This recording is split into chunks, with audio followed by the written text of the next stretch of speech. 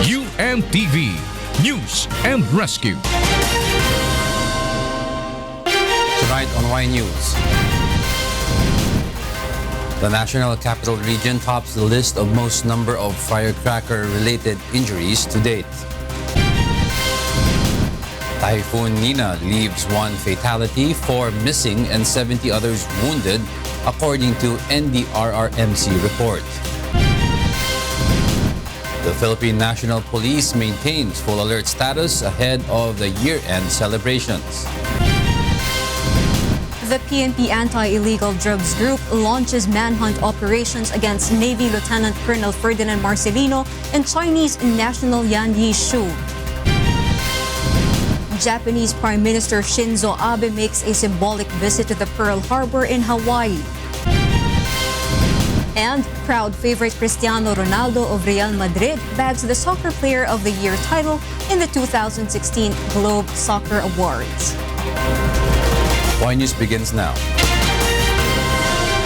Good evening. The Department of Health continuously reminds the public to find other items for merrymaking this holiday as the number of injuries related to firecracker use continues to soar. Aiko Miguel will tell us why. From the National Capital Region, no less than 45 of the 89 cases or 50% of all cases comes from NCR. The next region with the highest is Region 6 with 10 or 11% of the total cases, and followed by Calabar Zone or Region 4A with 10% of the cases. To date, the National Capital Region records the highest number of firecracker-related injuries in the country, according to the latest tally of the Department of Health. This particularly in Manila and Quezon City. As of today, 90 persons have sustained injuries due to firecrackers. 89 were injured for using firecrackers, while 1 was due to ingestion. Bicol remains the #1 firecracker to cause harm. We also warn the public and call the attention of our local government partners that piccolo, which is an illegal fireworks, is still the #1 cause of injuries, accounting for 58% of the injuries. The health department has begun making rounds in hospitals to ensure their preparedness ahead of the revelry. DOH reminds the public to use alternative items in merrymaking such as trumpets, car horns, or karaoke instead of lighting firecrackers. The public is also encouraged to adhere with the local ordinance, such as going to designated areas of fireworks display to enjoy the revelry. The only countdown that should be monitored this year is the remaining days until we celebrate the new year, and that not the number of injuries and deaths of innocent people. Aiko Miguel, UNTV News and Rescue, Department of Health. The Philippine Animal Welfare Society, or PAWS, warns the public that throwing firecrackers at animals is an act that is prohibited by law. Joanna will tell us why. The Philippine Animal Welfare Society, or PAWS, says they have been receiving incidents of cruelty against animals involving the use of firecrackers, particularly against stray cats and dogs. This prompted the group to warn the public that throwing firecrackers to animals can also be considered a violation of the law. The group says whoever is caught and proven guilty of animal cruelty can be charged of violating the Animal Welfare Act.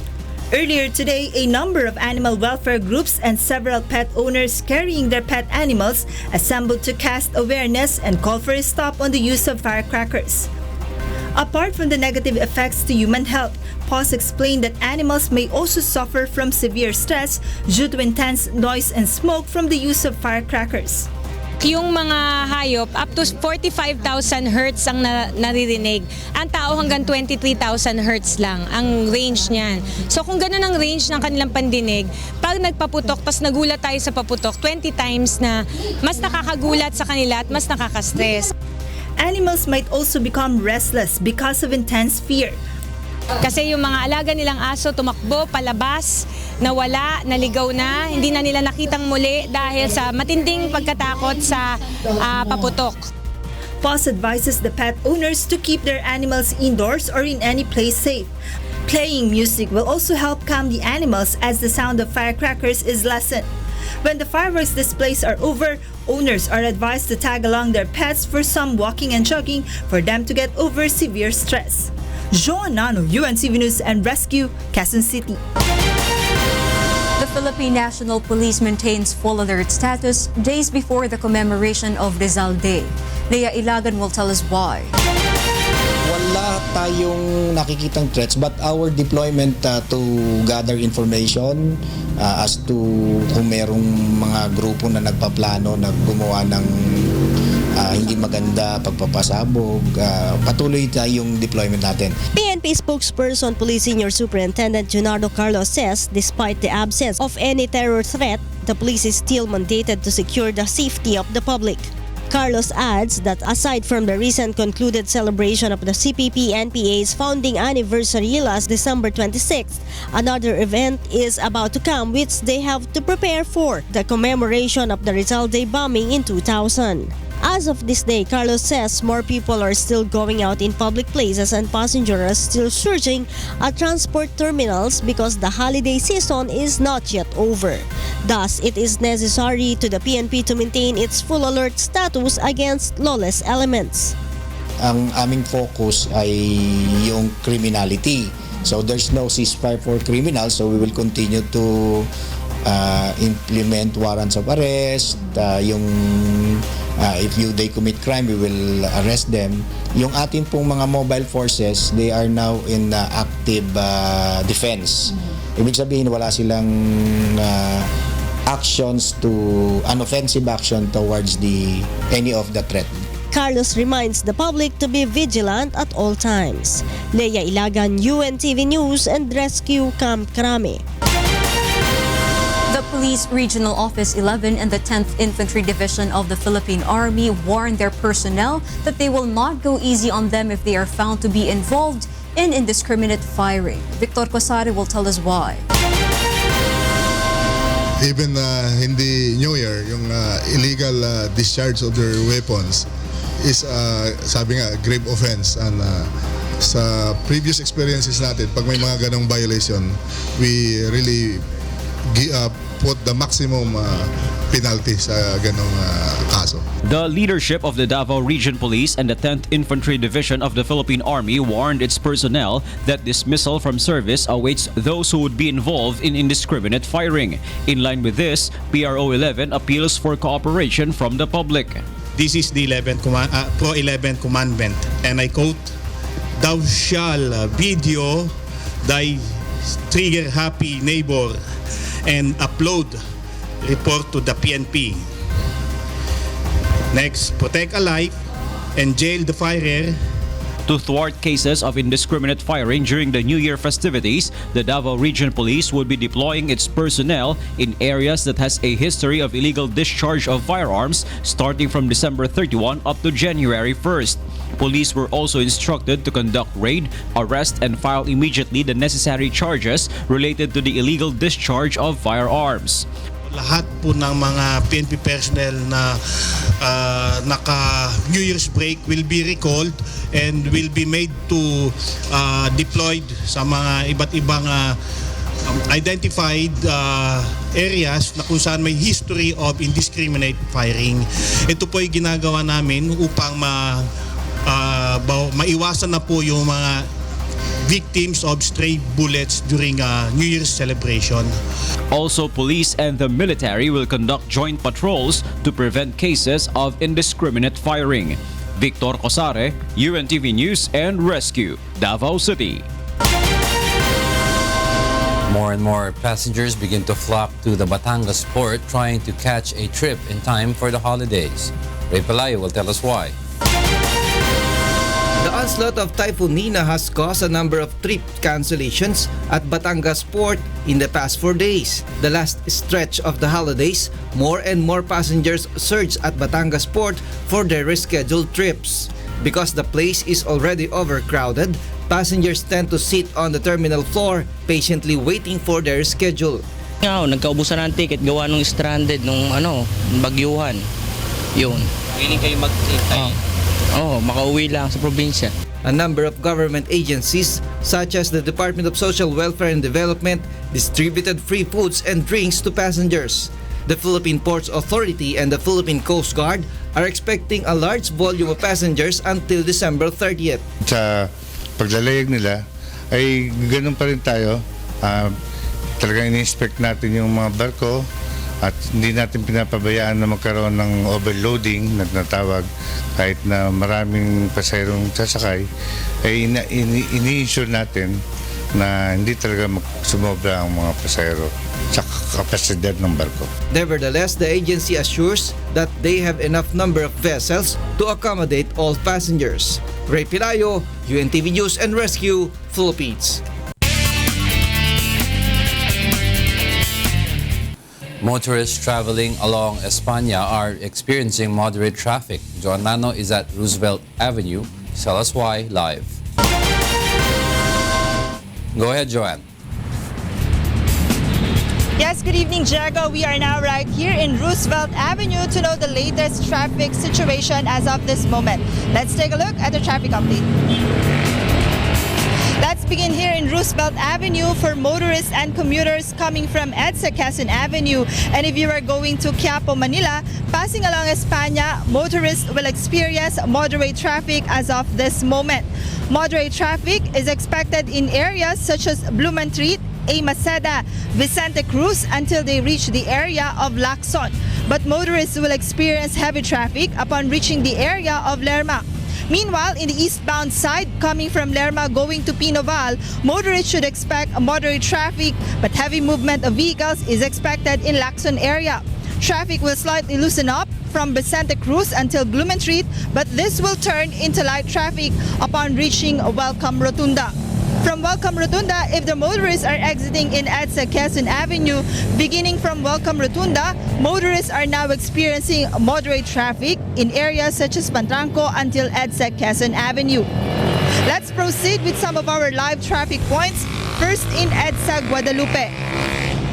Vehicles coming from Guadalupe going to Shaw Boulevard, motorists should prepare for a heavy traffic situation.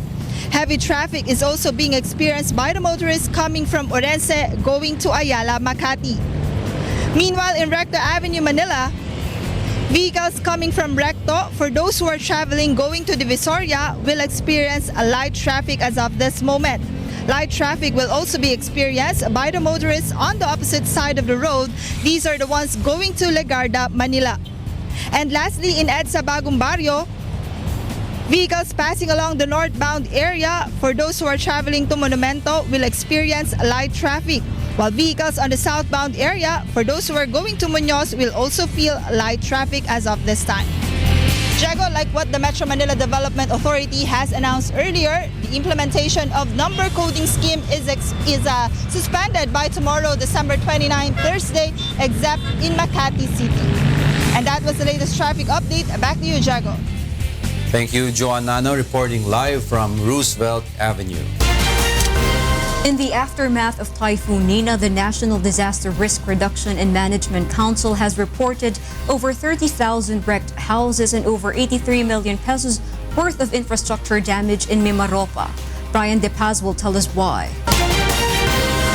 A total of 30,897 houses have been damaged in Bicol region, of which 21,225 are partially damaged and 9,672 are totally damaged.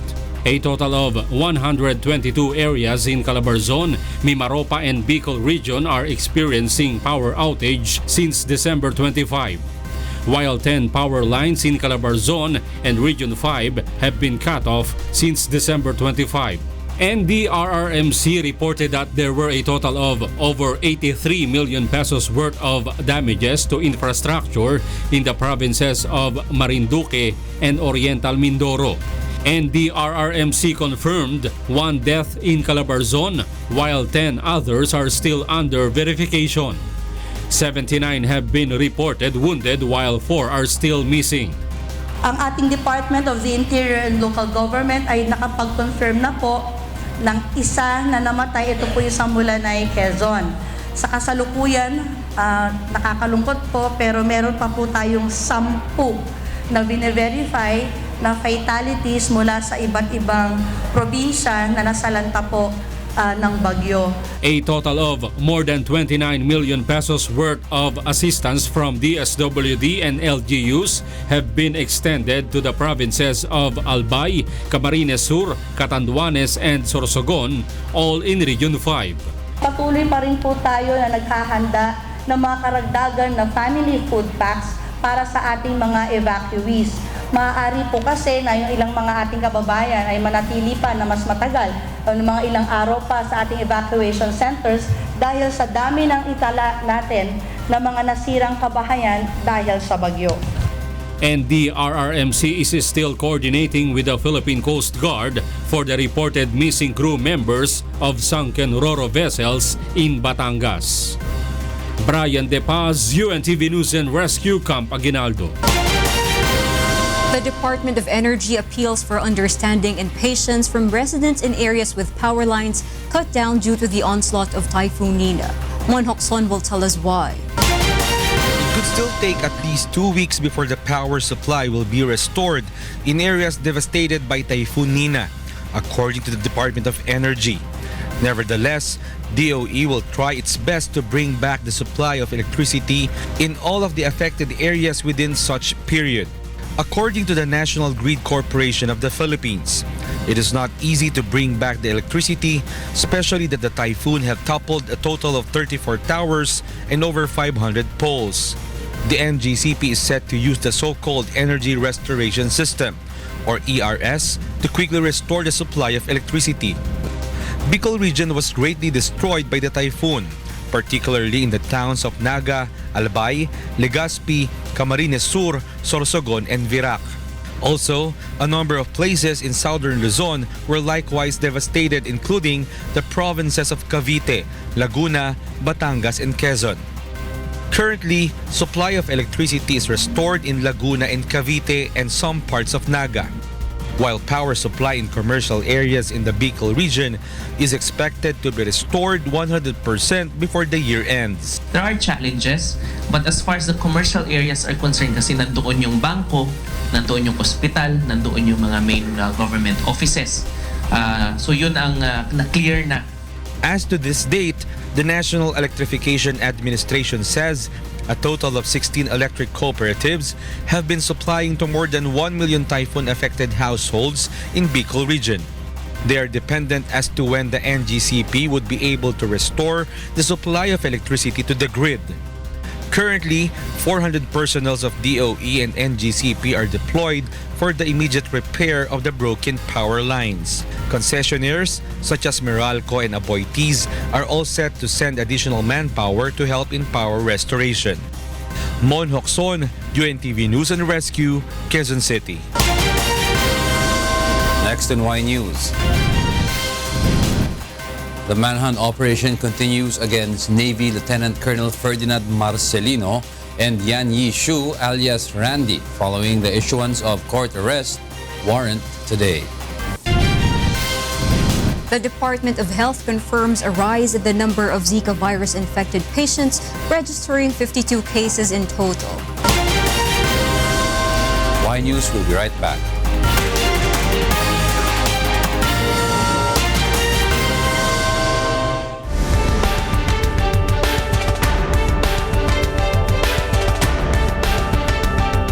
Sa taong ito, napabalita muli ang opensa ng militar laban sa Abu Sayyaf dahil sa insidente ng kidnapping at pamumugot ng ulo ng kanilang mga bihag.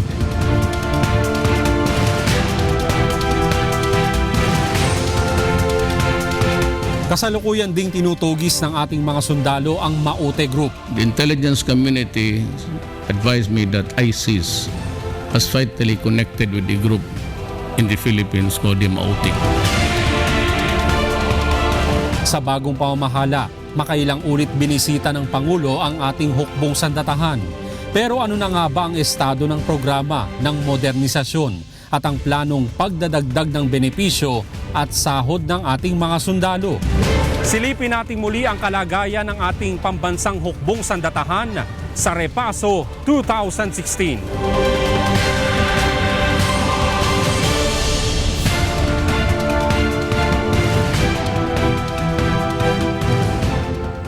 Ba't po kayo napunta ng DOJ? Panghirat ng tanong mo. Parang napunta ng DOJ, of course, naniniwala ako doon sa programa ng presidente. Sabi nga, may nagtatanong sa akin, why would you be there? Kung late naman talaga ang sweldo ng gobyerno in compared to practice. Sabi ko, this is the best opportunity to serve the country. Dahil una, maganda yung advocacy ng presidente. Kung iba't ibang presidente lang, di ako sasama.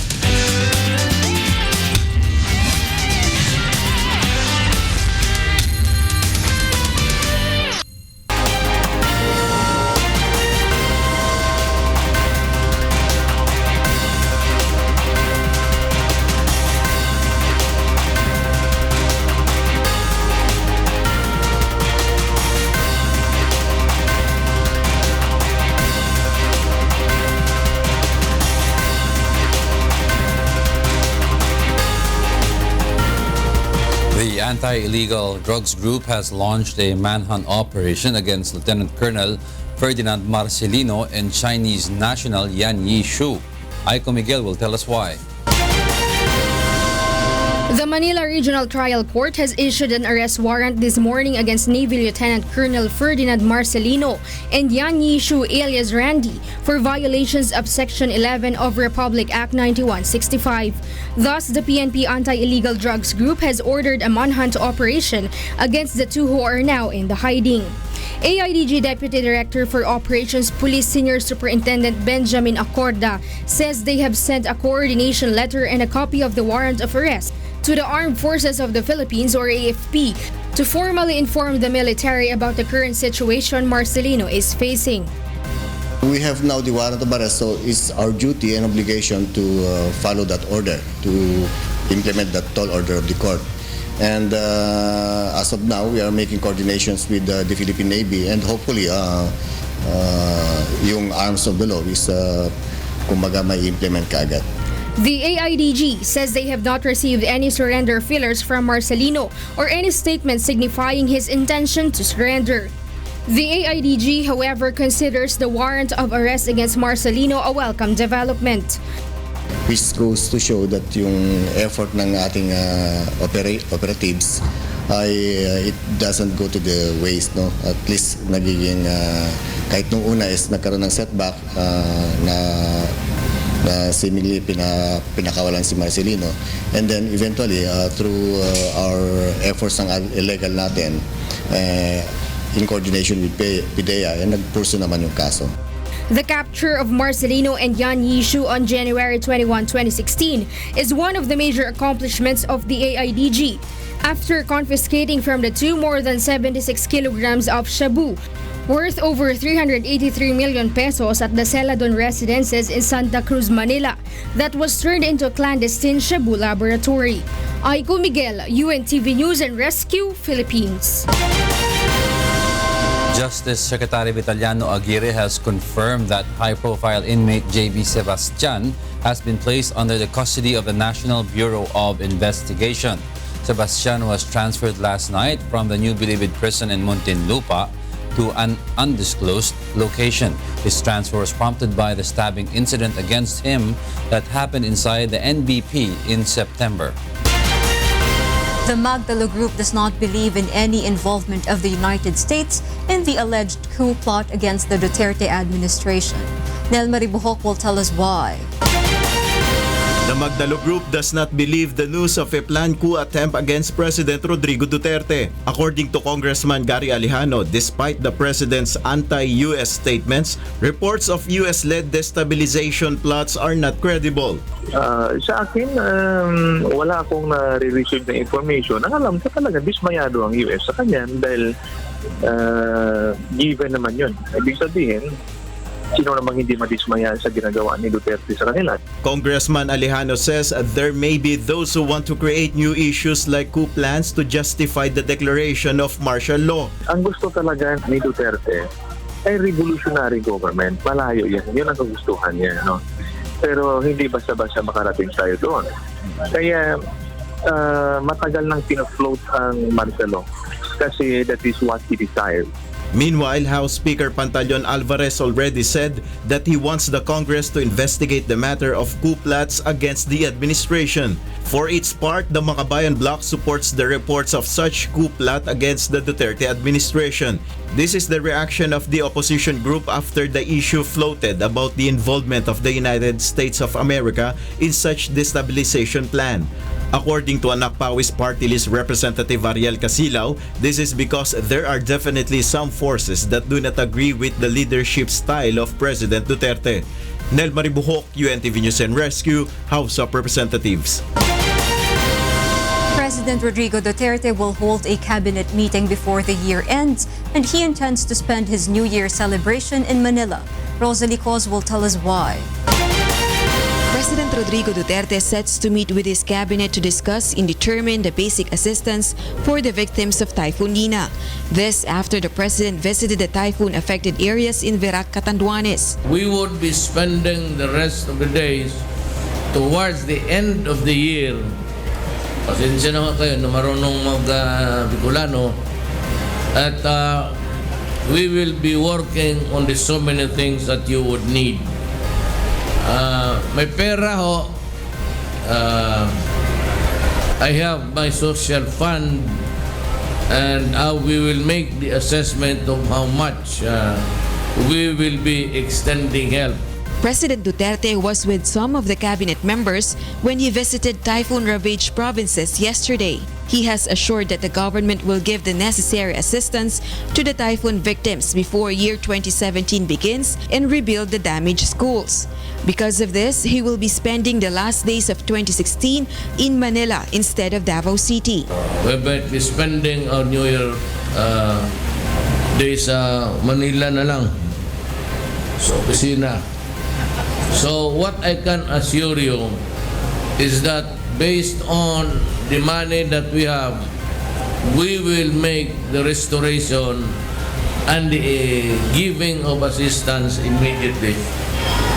We will not wait for the new year kasi alam ko importante na dadating sa inyo yan.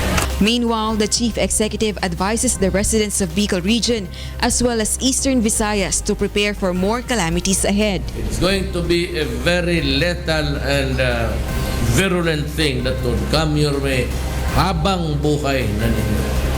Pati ng mga anak ninyo. Kaya think about it hard. You have to build houses, make it strong materials.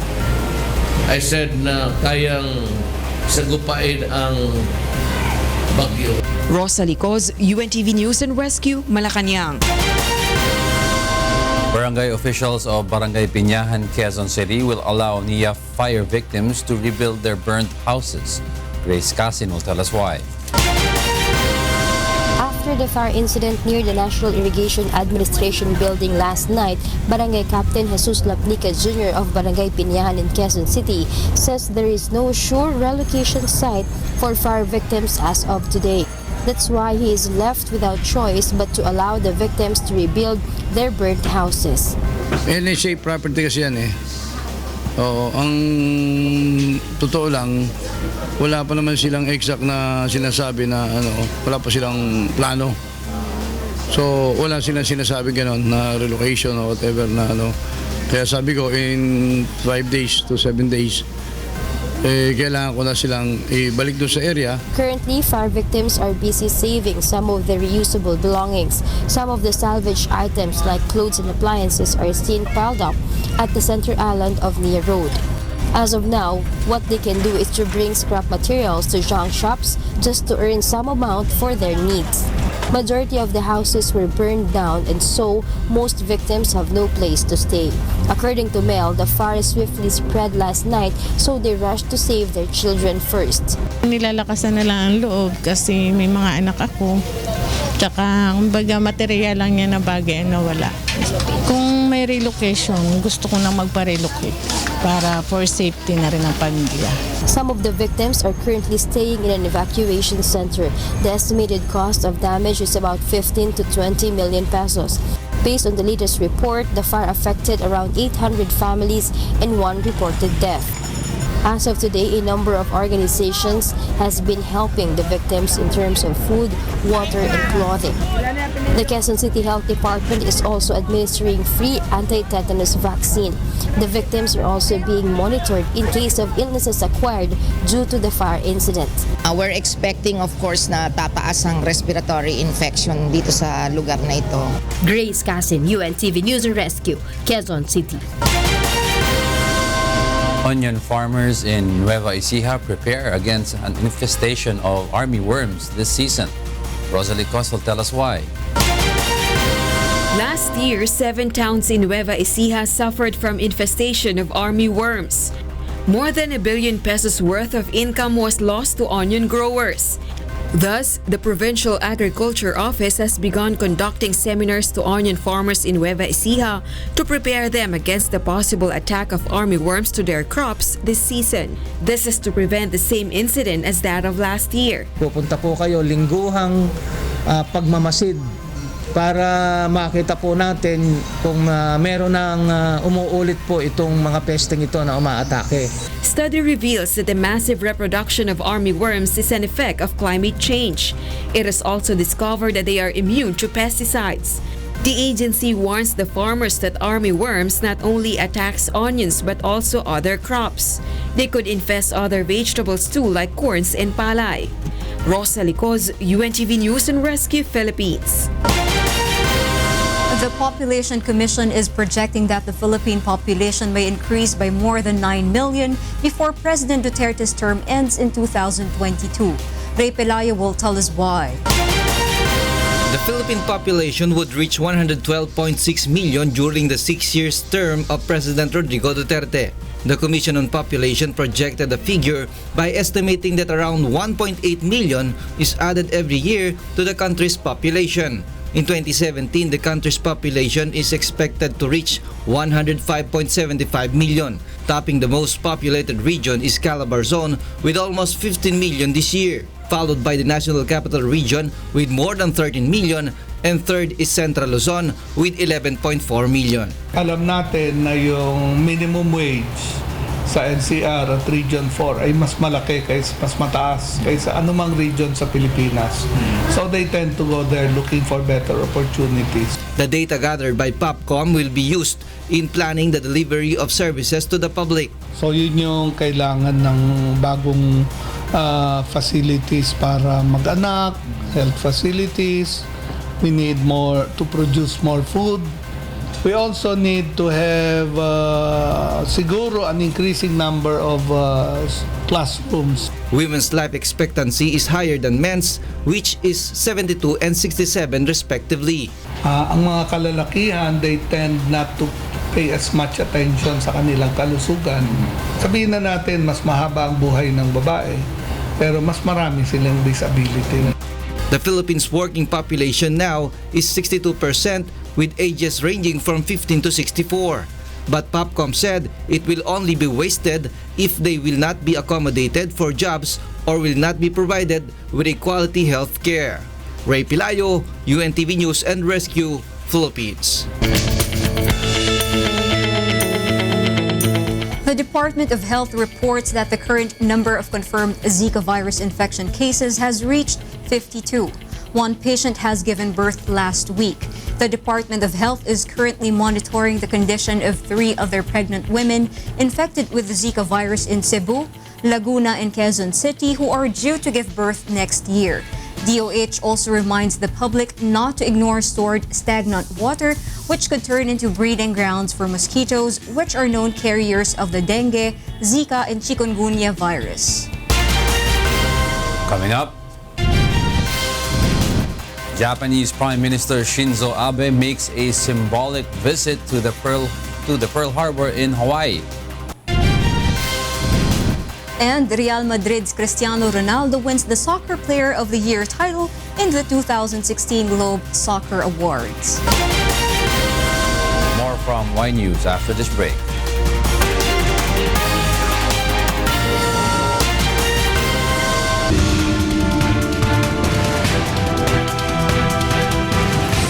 matapos ang taon, nagbitiw bilang chairperson ng Housing and Urban Development Coordinating Council si Vice President Leni Robredo. Aga sinumite namin sa Malacanang ang sulat ng aking pagbibitiw mula sa gabinete. Nakasaad sa aking sulat na I have exerted all efforts to put aside our differences, maintain a professional working relationship, and work effectively despite the constraints because the Filipino people deserve no less. Mula pa sa panahon ng kampanya, sa inaugurasyon bilang vice-presidente at hanggang sa pakikipagtunggali sa mga kumukontesta sa kanyang pagkapanalo, nakita ng madla ang mga pinagdaanan ni VP Robredo. Sa Repaso 2016, balikan natin ang mga pangyayari kung bakit humantong sa ganitong desisyon ang pangalawang Pangulo.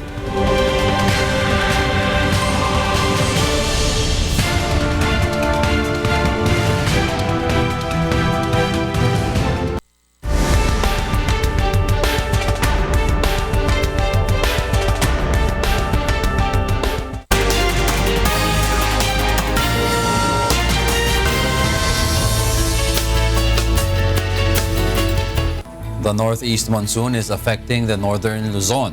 Based on Pagasa's forecast, the regions of Ilocos, Cordillera, and Cagayan Valley will experience cloudy skies with light rains. Isolated rain showers and thunderstorms will prevail over Metro Manila and the rest of the country. Small fishing vessels and sea crafts are advised not to venture in seaboards of northern Luzon due to high waves. Meanwhile, a low-pressure area may affect Mindanao this weekend. More than 800 residents in a remote area in the island of Masbate benefited from UNTV, members Church of God International, and the Philippine Army. Leslie Longboan will tell us why. As soon as Roberto Arguanon heard about the free medical mission brought by UNTV, members Church of God International, and the Philippine Army, he carried his sick child to the venue in the Masalang Masbate. His son RG has not attended his classes for weeks because of his illness. Since they lack financial resources, Roberto grabbed this opportunity to have his son checked for free. Hina na silang bigla. Hina lang. Tapos, unang-una, namaga muna yung paa niya. Tapos, doon na siya nawala ng lakas.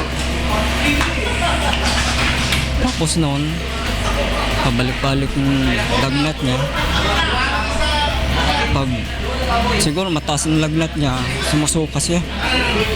Salamat namin na ma-recoveran, mabalik yung lakas niya. Aside from Roberto, students, teachers, and residents in the municipality of Dimasalang thank the group for their assistance.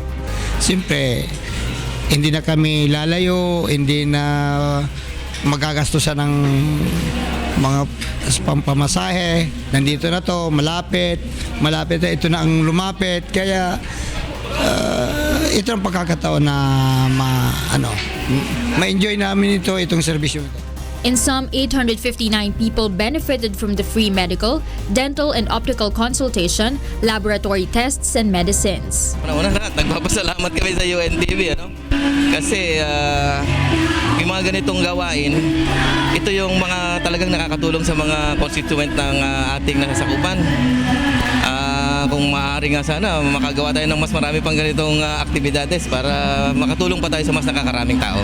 Hindi po matatawaran ang aming pasasalamat sa ating mga kay Brother Eli at saka kay Brother Daniel Rason. Nakikita natin ang malaking kabutihang ibinubunga ng ganitong mga paggawa dahil napakarami nating mga kababayan ang nangangailangan ng ganitong serbisyo, medical, dental at iba pa dahil sa mga ganito pong remote na dako gaya dito sa Masbate, nakikita natin marami sa ating mga kababayan dito ang mahihirap ang kalagayan sa buhay at napakalaking tulong nito para sa kanila.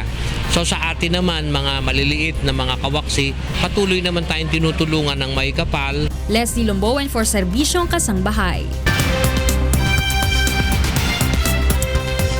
Professional drivers defy the freezing temperature in China's northeast province in a show of driving skills. Meanwhile, Beijing unveils its first maglev train. Dulce Alarcon will tell us why. Beijing's first maglev rail line is currently going through testing and will begin operation in late 2017. The 10.24-kilometer line, which uses low and medium speed magnetic levitation technology, travels east from Shimenying in Mantugo District to Pinggo Yuan in neighboring Shijingshan District. It will be the first urban low and medium speed maglev light rail in the country, with a proposed top speed of 105 km per hour, cutting the travel time from Mantugo to Pinggo Yuan to less than 20 minutes. The line is part of Beijing's attempt to tackle environmental problems caused by heavy car use, coal burning, and fast urbanization. The maglev train produces zero emissions, unlike conventional trains that run on diesel or coal. 这是唯一一个门头沟连接外部的轨道交通，新型的城市轨道交通模式，它有很好的环境友好的这种方式。 The line has 8 stations along its route, 6 in Mantugo and 2 in Shijingshan. Meanwhile, a slippery car stand show came to Chagan Lake in Chiangorlo's Mongol Autonomous County of Northeast China's Jilin Province on Monday and Tuesday. The high-octane event took place near the shores of the frozen lake, where the ice is thick enough. The cars drifted freely on the ice, spraying snow in their wake. They moved with grace despite the roar of their straining engines. 正常路面它是没有这种效果的话，大家很开心，就像一个孩子般那么欢乐。可能说我们参加这个活动，我们驾驶乐趣也是这边能找到一些快乐吧。The organizers warn drivers not to imitate unless they're professional. Local temperatures have plunged to minus 22 degrees Celsius, while temperatures on the lake are probably closer to minus 30 degrees. The cold has created a tight, thick layer of ice, close to 50 centimeters on average. Dulce Alarcon, UNTV News and Rescue, Jilin, China. Japanese Prime Minister Shinzo Abe makes a symbolic visit to the Pearl Harbor in Hawaii. Christy Rosacia will tell us why. 戦争の惨禍は二度と繰り返してはならない。私たちはそう誓いました。そして戦後 Japanese Prime Minister Shinzo Abe made a symbolic visit to Pearl Harbor with President Barack Obama on Tuesday, commemorating the victims of Japan's World War II attack and promising that his country would never wage war again. The visit is meant to highlight the strength of the U.S.-Japan alliance amid concerns that President-elect Donald Trump could forge a more complicated relationship with Tokyo. 私は日本国総理大臣としてこの地で命を落とした人々の御霊にここから始まった戦いが奪ったすべての勇者たちの命に戦争の犠牲となった数知れぬ婿の民の魂に永劫の哀悼の誠を捧げます。 Japanese forces attacked Pearl Harbor with torpedo planes, bombers, and fighter planes on the morning of December 7, 1941, pounding the U.S. fleet moored there in the hope of destroying U.S. power in the Pacific. それは今までにも増して世界を覆う幾多の困難に共に立ち向かう同盟です。明日を開く希望の同盟です。 Abe did not apologize for the attack, a step that would have irked his conservative supporters, many of whom say U.S. economic sanctions forced Japan to open hostilities. U.S. President Barack Obama, who earlier this year became the first incumbent U.S. president to visit Hiroshima, where the United States dropped an atomic bomb in 1945, called Abe's visit a historic gesture that was a reminder that even the deepest wounds of war can give way to friendship and a lasting peace. Today, the alliance between the United States and Japan, bound not only by shared interests but also rooted in common values, stands as the cornerstone of peace and stability in the Asia Pacific and a force for progress around the globe. Our alliance has never been stronger. In good times and in bad, we are there for each other. Abe became the first Japanese prime minister to visit the USS Arizona Memorial, built over the remains of the sunken battleship USS Arizona, although 3 others, including his grandfather, had made quiet stops in Pearl Harbor in the 1950s. Christy Rosacia, UNTV News and Rescue, USA. A light aircraft crashed on a busy beach in Tenerife, Canary Islands on Tuesday, leaving all 3 passengers injured, including a Belgian woman and a 14-year-old girl. Reports say the pilot had to perform an emergency landing due to technical problems. The aircraft was heading to Morocco from Tenerife and was plotted by a French national. Spanish Emergency Services said the Red Cross was on the scene to assist the injured passengers.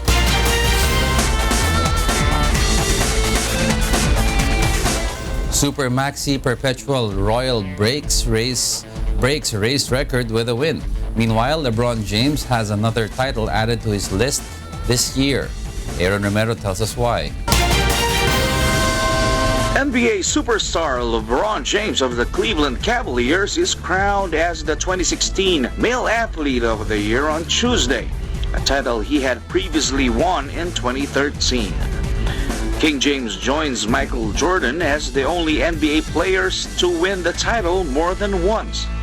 Jordan won it in 3 straight years from 1991 to 1993. The result came from the vote of 59 editors from AP member newspapers and customers. The Cavs small forward garnered 24 first-place votes. He beat Michael Phelps, the fastest swimmer, and Usain Bolt, the fastest runner.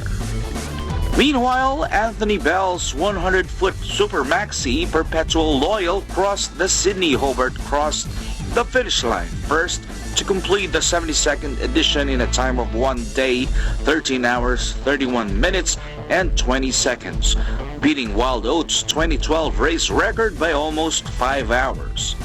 It is the 12th time since the inaugural race in 1945 that the record has been broken.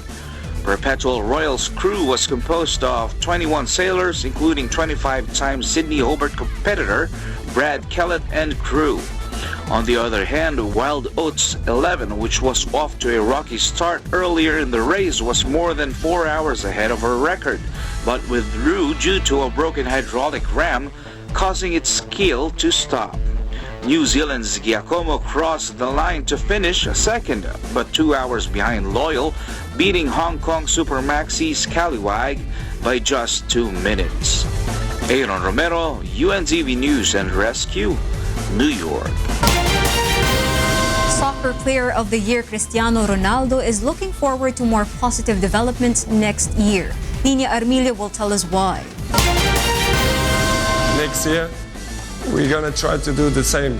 We know it's going to be tough because it's almost impossible, but every year is a challenge for me, so I will try to do my best. Cristiano Ronaldo, on Tuesday's award ceremony, says it had probably been his best year ever.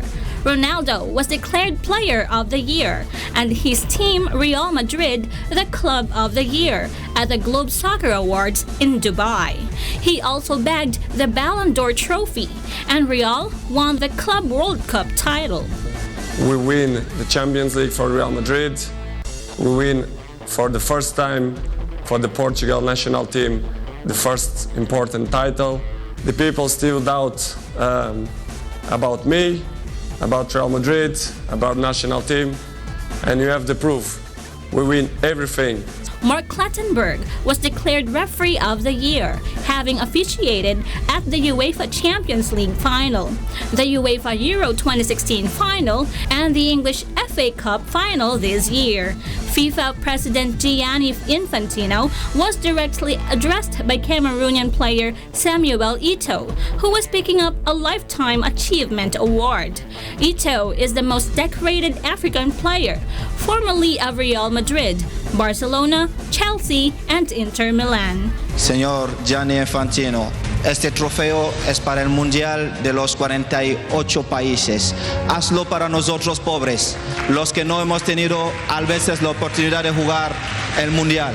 Hazlo, nosotros te apoyamos, yo personalmente te apoyo y toda África te va a apoyar porque nos darás la oportunidad de jugar el Mundial. Gracias. Nina Armilio, UNTV News and Rescue, Philippines.